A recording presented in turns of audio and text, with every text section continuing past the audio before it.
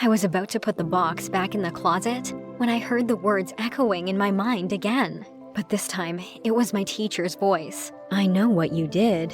I felt suspicious, and the only explanation that I could think of at the time was that my teacher had caught me red-handed and that she knew about my stealing. And now, I really had to admit that stealing was what I was doing. It wasn't borrowing, which I'd kept saying just to try to make it seem like less of a big deal. But there was no denying that I was stealing. Both my teacher and I knew very well that I was stealing, so she wanted to make sure that her suspicions were true. But this did not mean that I was going to let her defeat me and uncover my secret. I was neither a criminal nor a thief. I was doing what I was doing out of boredom, a desperate attempt at having some fun. The next day, I continued on as if nothing had happened. I pretended that I didn't take the pen, and I acted very normal. But at the same time, I did not feel the excitement that used to drive me towards taking things from people. And for the first time since I stole that chocolate bar, I went home and I didn't go near the box and didn't open it. Instead of spending my time staring at my stuff, I spent my time thinking about how my dad would act if he found out I was stealing. How would my friends look at me when they found out? That's if I'd even have any friends left after all of this. Especially if the teacher uncovered my secret and humiliated me in front of everyone. The next day, in math class, the teacher whose pen I'd stolen kept looking, her gaze lingering. I felt that she was looking at me with a reprimanding look, asking me in front of everybody to confess what I'd been doing. I felt ashamed. I was sure by then that she had discovered what I was doing. But actually, she just wanted me to stop tapping on the wooden desk with my pencil, as the sound it made was very distracting and annoying for everybody. On the third day after I stole the pen, I decided to post my problem on one of the websites that helps teenagers overcome the problems that they are facing without having to reveal their identity. Everyone on the website was saying that confessing their problem made it seem smaller and easier to deal with. So, I thought that it was okay that I post my problem as long as my identity would be kept anonymous. I wrote down every single detail of my problem and waited for hours. It felt like I had been waiting for an eternity by the time someone finally commented on my post. That person wrote that I was probably a kleptomaniac.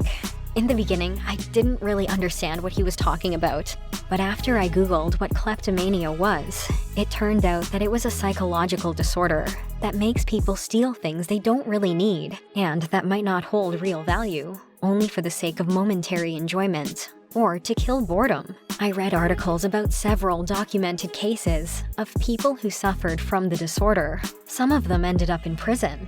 At the end of the comment that was written by that anonymous person, he said that I had to get rid of the stolen objects or return them to their owners before my situation turned into an addiction. When I read the word addiction, I felt extremely worried and decided to take real steps towards solving the problem that I knew I had.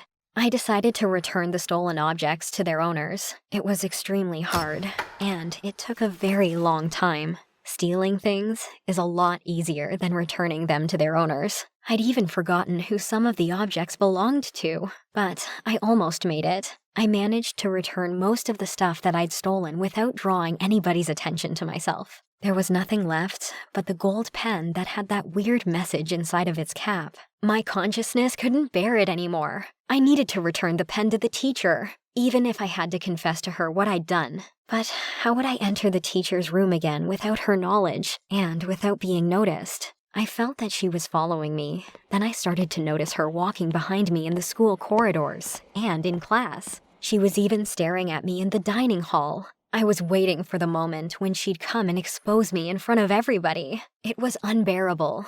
I had to put an end to all that. I had to be stronger than my fear and smarter than my teacher.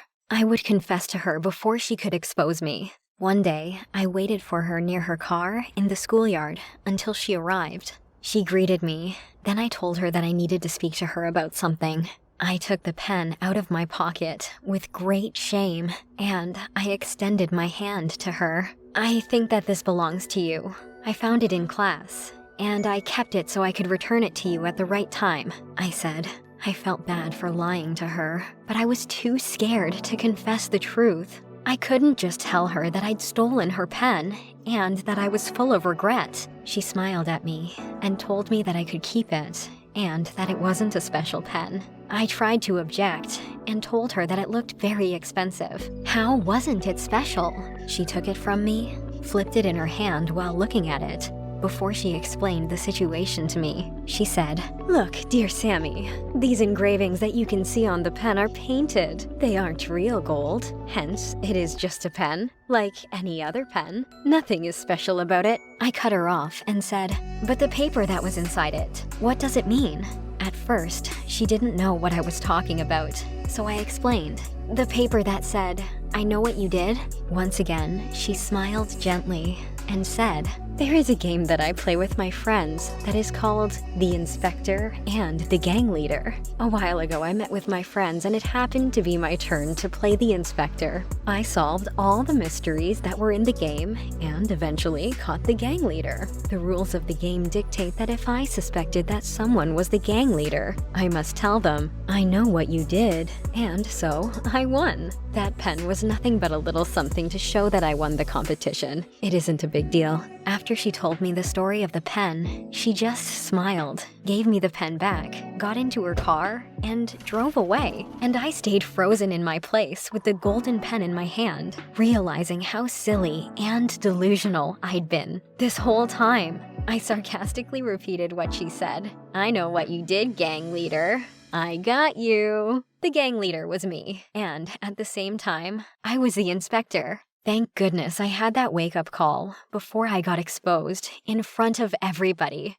This was my story. Have you ever had a bad habit that you eventually got rid of? Share your stories with us.